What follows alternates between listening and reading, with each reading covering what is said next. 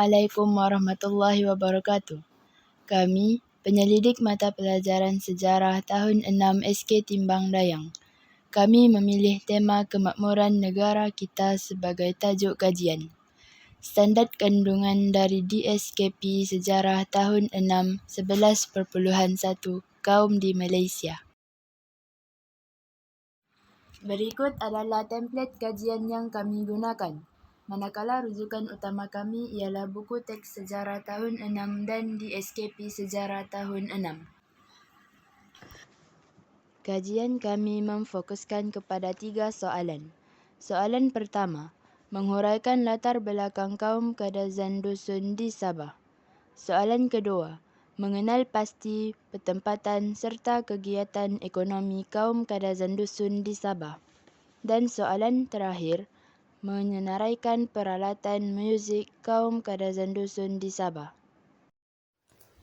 Untuk menyiapkan penyelidikan ini, kami telah membuat lawatan sebanyak 2 kali ke Muzium Negeri Sabah untuk membuat penyelidikan dan mendapatkan maklumat terperinci bagi kajian RBL yang berfokuskan kaum Kadazan Dusun di Sabah. Saya Siti Paraain. Saya Aldiana. Saya Ariana. Saya Muhammad Azrizan. Dan saya Nuraini. Kami berada di Muzium Negeri Sabah. Pada hari ini, tanggal 6 Januari 2024, kami akan mengadakan lawatan ke muzium untuk membuat kajian penyelidikan RBL mengenai kaum yang ada di negeri Sabah. Ciputra di Sabah atau penduduk asal Sabah adalah terdiri dari berbagai-bagai kaum dengan latar belakang dan kebudayaan masing-masing. Kadazan Dusun merupakan kaum terbesar di negeri Sabah. Kaum ini bertutur mengikut dialek sukuan masing-masing. Pakaian tradisional kaum ini yang unik juga berbeza-beza antara etnik. Pakaian ini biasanya digayakan ketika majlis rasmi seperti majlis perkahwinan dan semasa sambutan pesta keamatan. Sesi temu ramah kami dengan pihak Muzium Negeri Sabah akan menjelaskan tentang latar belakang kaum Kadazan Dusun di Sabah. Sesi temu ramah ini dilaksanakan semasa lawatan kali kedua kami ke Muzium Negeri Sabah. Assalamualaikum dan selamat sejahtera. Saya Aldiana binti Erwan dari SK Timbang Dayang Kota Belud.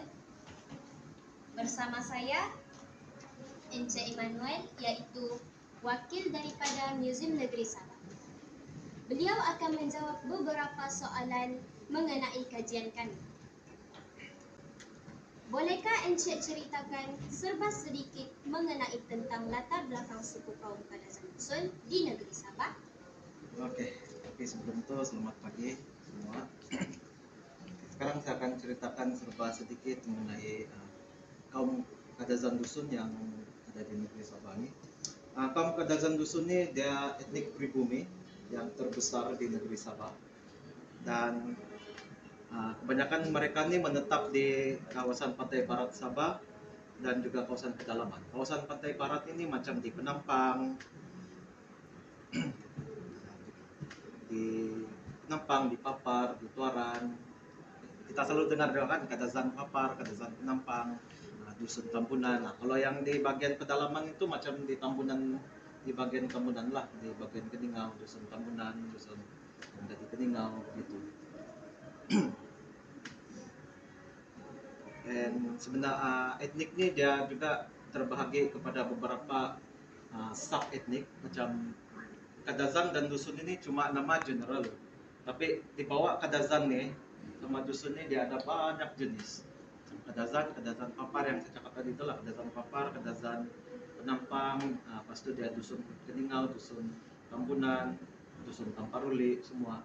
Dan saya tidak dapat bagi nombor yang tepat berapakah jumlah etnik dan sub-etnik yang terkini, sebab dia punya jumlah itu boleh berubah mengikut tahun. Dan kalau kita mau tanya dari segi dorang punya aktiviti pertanian, kalau dulu dorang nih kebanyakan orang tanam padi lah.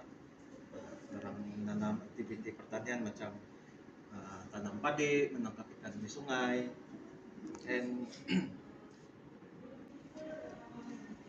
Dan soalan saya yang terakhir berkaitan dengan alat musik tradisional. Adakah terdapat persamaan alat musik antara suku kaum Kadazan Dusun dengan kaum-kaum lain di Malaysia? sebelum itu kita kena tahu dulu apa alat musik kaum Kadazan Dusun. Alat musik kaum Kadazan Dusun ini dia ada pelbagai. Yang paling kita tahu nih ialah gong. Gong ini dia bukan kalau kaum Kadazan saja yang boleh main. Dari etnik-etnik lain pun boleh main juga. Jadi kalau kita mau cakap persamaan dengan etnik yang lain itu mungkin ya sebab etnik lain pun ada gong juga. Orang pun boleh main gong juga. Kalau yang macam contoh lain yang senang lagi kulintangan. Kulintangan Sabah pun dia ada kulintangan juga. Kita tahu tuh kulintangan tuh. Dia gong-gong kecil, dia mungkin dari 8 atau 9 gong-gong kecil, lepas itu orang akan pukul macam beginilah kulintangan tuh.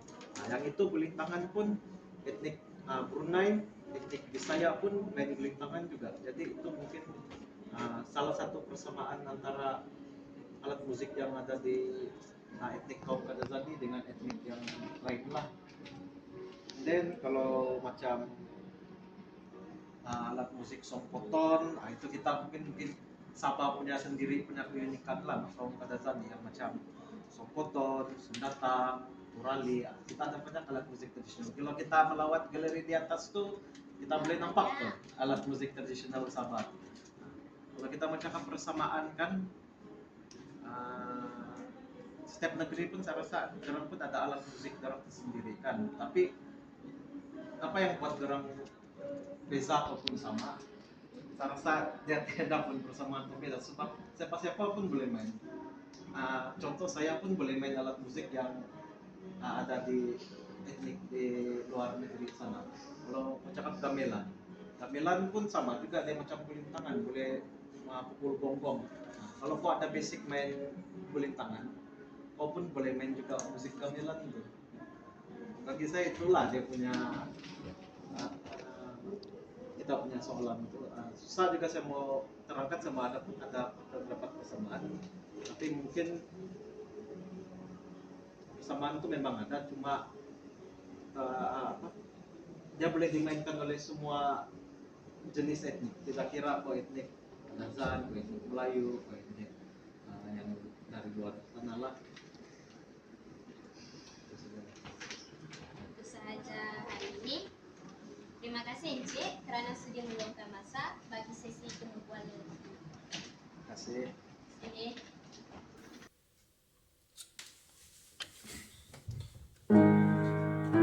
Ialah rumah dusun Tambunan.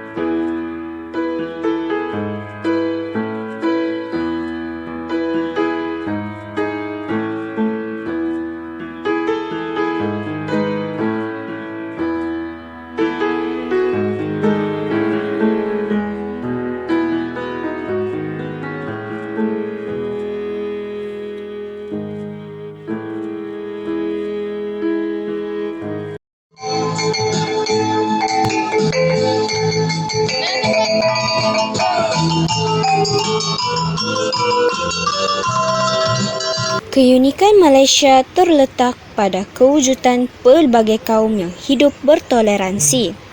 Mengetahui, mempelajari dan berkongsi maklumat tentang pelbagai kaum mampu melahirkan masyarakat yang cinta akan tanah air. Sekian, terima kasih daripada kami dari SK Timbang Dayang.